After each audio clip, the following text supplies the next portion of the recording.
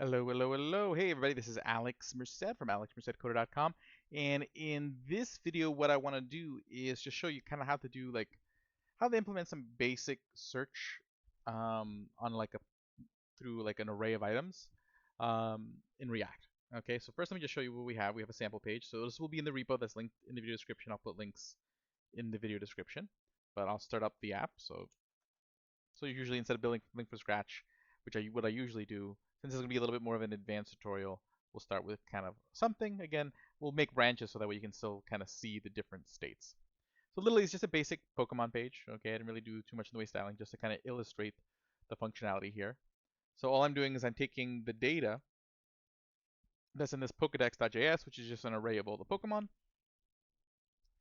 And what I'm doing is in my app.js, I'm importing the list of Pokemon, and literally I'm just mapping over each Pokemon in the array, and then for each Pokemon in the array, I'm making a div with an h2 for the name and the image for that Pokemon. But what I'd like to do is make it where you can like search through that list of Pokemon. So that way, if you only want to get like a filtered list, you can do so. The question is like, how would you implement that? So first we'll just show you how you would implement that within the component, and then we'll show you how to like maybe turn that into like a custom hook, so that way if you need to use similar searches in multiple components, you don't have to rebuild the whole thing. Okay, just to show you first we can encapsulate it, but sometimes if we have logic that needs to repeat through several components, then maybe instead of encapsulating it in the component, we can build an external hook that we can reuse. Okay, and again, it's all about that reusability, so that way you're not writing extra code you don't have to. So first we'll just do it in the component.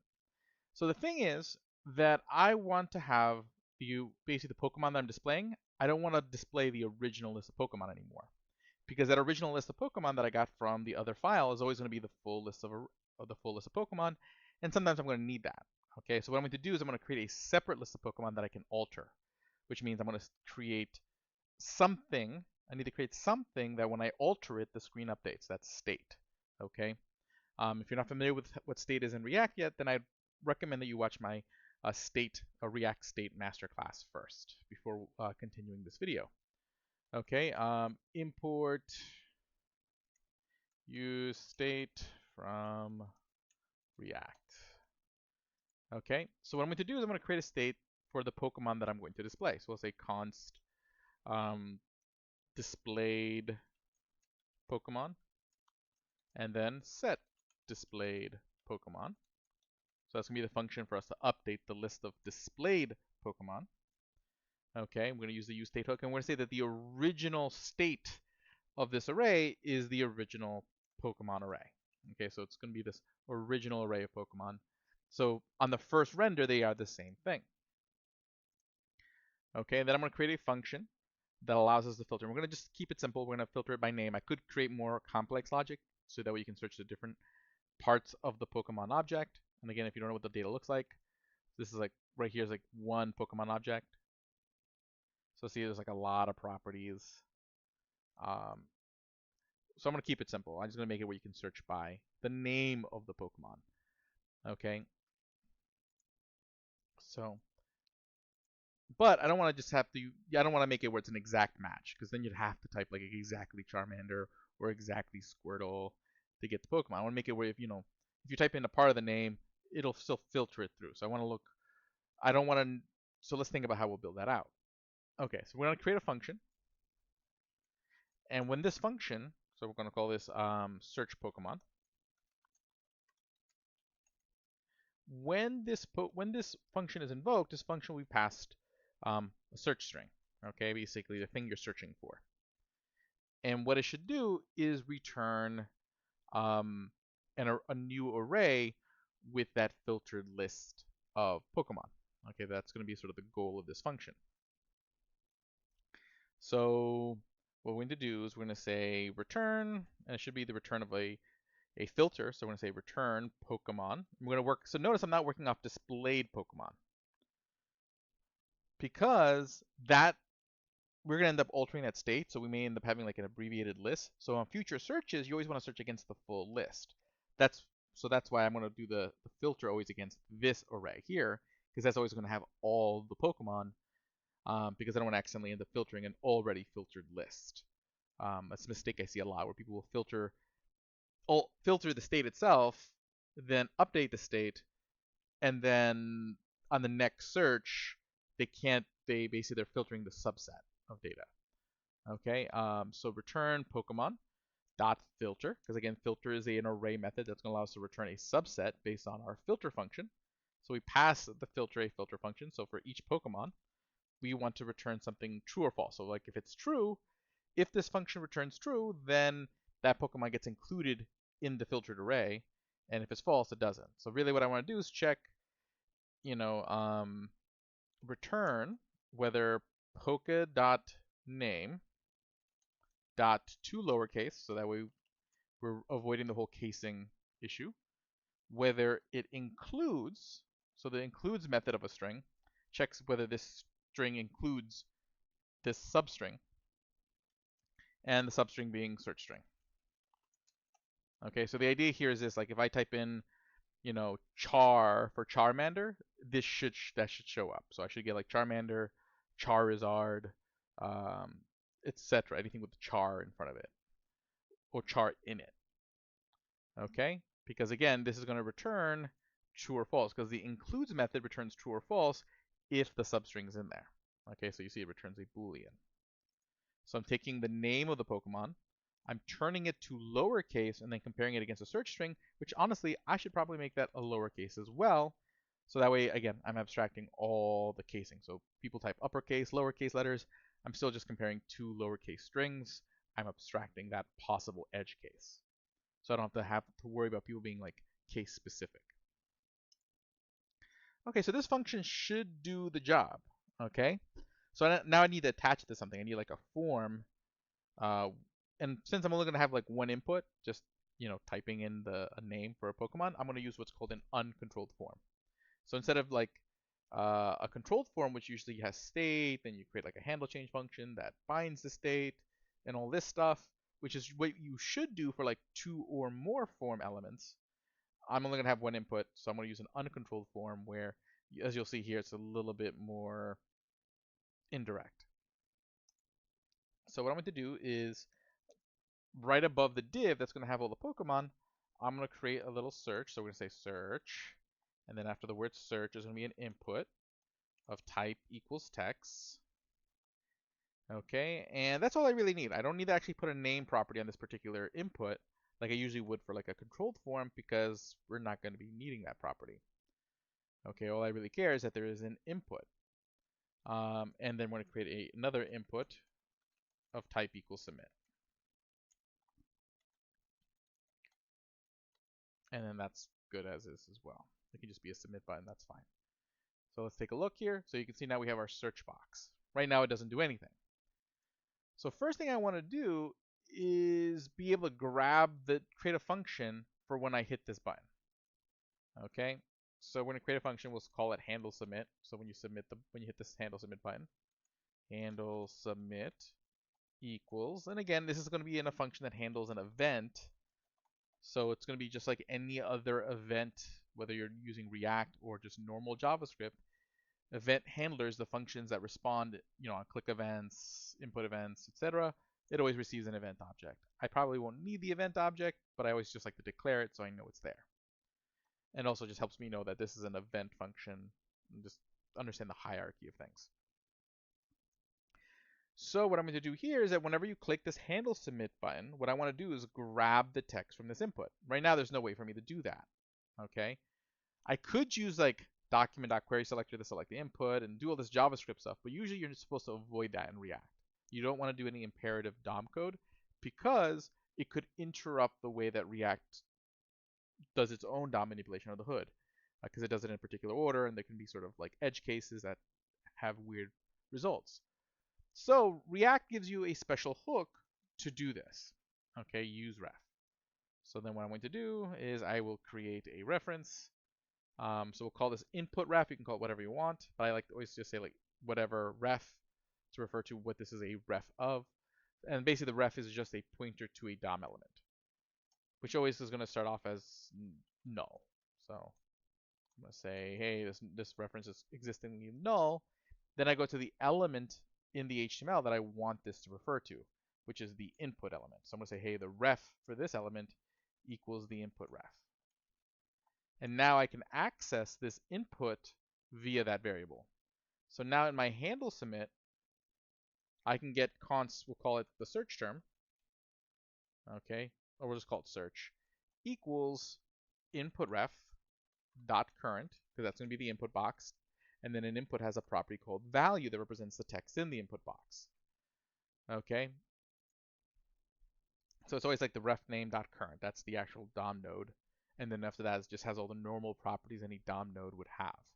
And again, if you're not familiar with DOM nodes and DOM properties, go watch my videos on DOM manipulation in JavaScript and jQuery to get a better appreciation for that. Okay, so search equals input ref dot current dot value.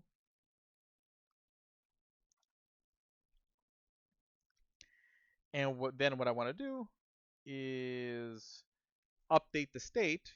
So I'm going to say set displayed Pokemon. And set displayed Pokemon should be set to the result of search Pokemon based on the search string, which is in the variable called search. So what's going to happen is that this is going to filter the array and return the updated a new array with the updated results, and then this sets the state back to that array. Cool. So that should be it. And we'll do something like this. And just in case, what I'll do is I'll do an if statement. So if search equals an empty string, just in case someone wants to like reset their search, we'll then just do a set display Pokemon and set it back to the original list of Pokemon. Because again, we have that saved over here. Okay. And then actually I'm going to just do like a return 1 just to kill the function. Again, you return a value, the function just ends. So that means if we hit this if statement, if it's an empty search, it'll basically reset the what you see on the screen and kill the function. So this line never happens. Okay, good. So now what we do is that whenever you click on the submit button, what I want to do is make an on click and just say, hey, when you click on this, it's going to equal handle submit. And there we go. So now this should work. So if I type in char, lowercase, even though Charmander you see is like uppercase, I hit submit. That quite do what I wanted to do. Let's take a look. Are there any errors in my console? Yep, we got some errors. So let's take a look. Function is not iterable. That's referring to app line 6. Const display Pokemon, set display Pokemon. Oh, and that reminds me of something. We need to go over here and say, hey, we don't want to map over Pokemon anymore. We want to map over displayed Pokemon. Okay. So, yeah, and see now that's working. So if I refresh the page and I type in char, see it's filtering the Pokemon, and then if I go and I pass an empty string, it should reset it, and it resets it. Okay, now if I type in like fairy, I get Clefairy. Okay, and then that's that. We built search, and it works fairly well. Now again, I can add more logic to the search function. I can sit there and like then pass in alternate filters and make the search more complicated to search through like other fields in the Pokemon. But again, a very simple just like name search, as you can see, just done that way. Okay, now what if I wanted to kind of like get rid of some of this boilerplate? So this way, like if I want to do, if I have multiple pages where you need a similar search, I'm not having to like retype all this logic each time. Okay, so what we can do is we can do like we'll create a custom hook. So what I'm going to do is I'm going to save this as it is now. Okay, so I'm going to create a branch. So git checkout -b Pokemon search, and then I'm going to push the code up to Pokemon search, push search up to origin, and the branch is Pokemon search. Okay, so that's been pushed up. So, and I'll link to all these branches in the video description. Now what I'm going to do is do like search hook. So git checkout -b to create a new branch, search hook. Okay, and let's restart the server, npm start. Okay, there we go. Close the original. Okay, so what I'm going to do here is I'm going to alter this. So I'm going to create a new file. And we'll call this like use search, because that's generally what you call hooks. You call it by, like, you use and then you say, what does this hook do? So I'm going to create a use search hook. Okay, so what I'm going to be needing here, import, so I'm going to need some things in here. I'm going to need like a use state hook. That should do the trick, I think. That's all I really need. Okay, and then what I'm going to do is just do const use search equals, okay, and then it's going to equal a function, which we're going to pass the original value to. The original value, and that should kind of do it. That should be all I need. Okay, and at the end of the day, it's going to end up returning an array.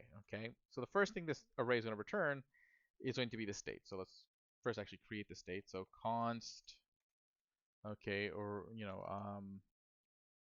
displayed values, set displayed values. Okay, and we're going to do, oh, and actually another thing this function is going to need is it's going to need the search, the filter function. Okay, so that way you can decide how you want the search to operate. Okay, so then we're going to create the state. So use state, whatever the original value is, which will in our case be the Pokemon array, but the idea is we're creating a function so that way I could use it for more than just Pokemon, but for all sorts of other things. Okay, so I'm going to create that. Then we're going to create the function that filters it. Okay, so const filter values equals a function that takes, the search term.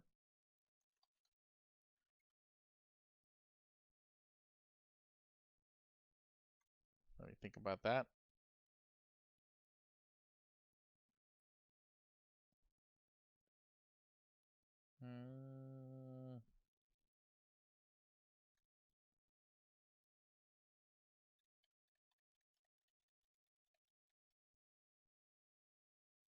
Okay. We'll take the search term and basically return the filter function. Actually, we don't need the return there. Return the result of the filter function being passed the search term. Okay.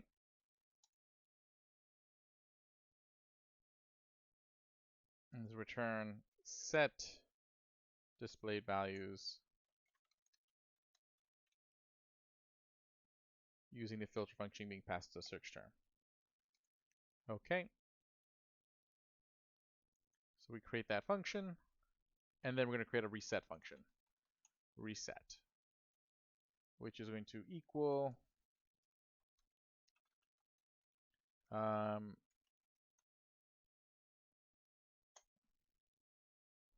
search term, or just basically all it's going to do is set displayed values back to the original value. Okay, and that's it. Okay, so we're going to pass in the original thing. We're going to pass in filter values. And then we're going to pass in reset. Okay. And then we export the hook. Export default use search.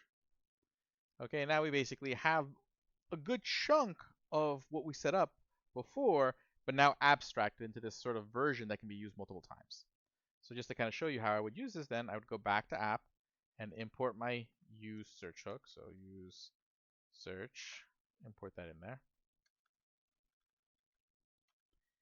And instead of using like this to do it, okay, because technically some of this is being done inside the thing, it would look more like this. It would be like const, we return Pokemon, filter Pokemon,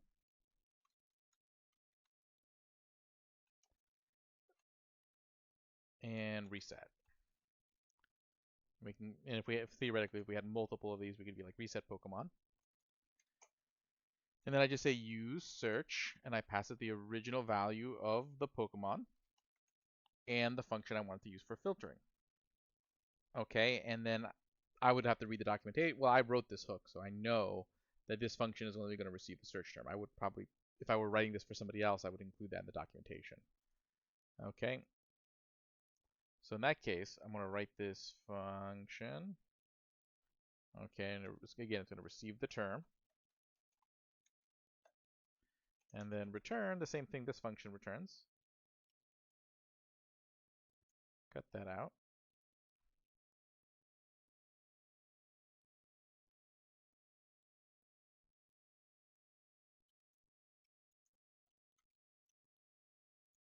Okay.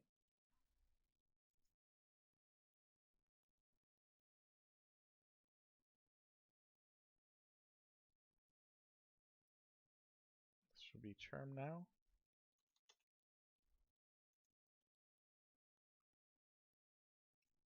So we don't need search Pokemon anymore.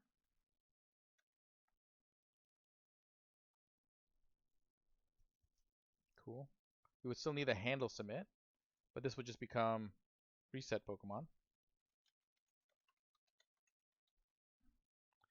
And then this would just become filter Pokemon. And then we pass in search. And you see like that gets cleaned up a lot, and it's a little bit easier to read, because if I'm just someone who just kind of needs to know what the code is doing, it's much easier for me to see, okay, saying, hey, if the search box is empty, I'm going to reset the Pokemon. Otherwise, I'm going to filter the Pokemon. That reads a lot clearer as to what my intention is, and abstracts some of the complications of like the logic that whoever may be reading my code doesn't necessarily need to know the full logic, but they do need to really understand sort of the intention of my code, what's it going through. And if they do need to understand what the logic of reset Pokemon and filter Pokemon is, they can go look at the source code for the hook to kind of see what the hook is doing. Okay, and it looks like there might be some errors, so let me just take a look over here. So where's the actual error? Displayed Pokemon is not defined. Okay, yep, because that would become, this should be displayed Pokemon actually. Displayed Pokemon. There we go. And filter Pokemon. And yeah, that should work now still. So now again, if I look up like B, and see, it still works. And then if I clear this out, but now if I create like another page with like a list of, let's say, Digimon or something like this, I could still use this hook to kind of, again, reduce a lot of that boilerplate code. Okay, because this is going to give me this function to do the filter, this function to do the reset.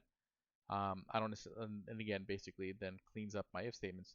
And I can go further than that. I can create even more customized hooks. Because if you're really just building a hook for your project, because your project has a particular set of logic, but that particular set of logic to be applied multiple times, you can create much more tailored hooks that can really reduce the amount of code you end up writing for your whole application. But again, all I'm doing is just that I'm moving a lot of my hook logic into here in this wrapper function, and then returning the state and functions from that logic that need to come out. And then I can just use that as a hook. Okay, so as you can see here, then in app, I'm just, instead of using use state, I'm just using use search. And this, again, inside the function is just doing a lot of the work for me. So that way this particular component doesn't have to be as cluttered. Okay, and that's the beauty of custom hooks. So hopefully this gives you an idea of like how you can implement search in your React apps in a simple way if you just need to do like a quick search on a bunch of different items. My name is Alex Brissett from alexbrissettcoder.com. Have a great day and enjoy. And again, the links to all the branches will be in the video description.